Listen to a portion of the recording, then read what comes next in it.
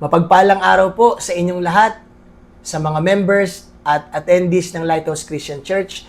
Ikinagagalak po namin ipaalam sa inyo na sa taon po na ito, 2026, ang ating magiging tema muli sa ating evening service tuwing Lord's Day ay magmumula sa Heidelberg Catechism.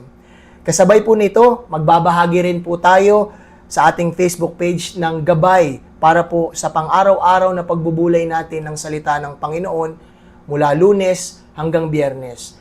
At ang daily devotional guide po na ito ay magmumula pa rin sa Heidelberg Catechism.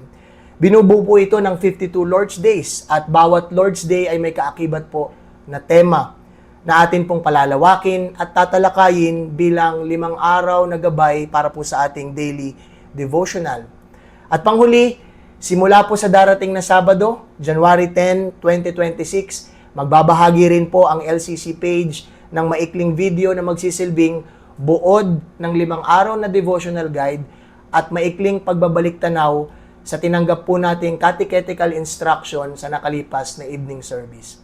Kaya, LCC family, inaanyayahan ko kayong makibahagi sa gawain na ito na walang ibang layunin kundi tayo ay patuloy na maitaguyod sa ating pananampalataya at maaari pong maging instrumento din ito upang maabot pa natin ang ating mga mahal sa buhay, kaibigan, para po sa mabuting balita ng ating Panginoong Hesus. Maraming salamat po at pagpalain tayong lahat ng ating Panginoon.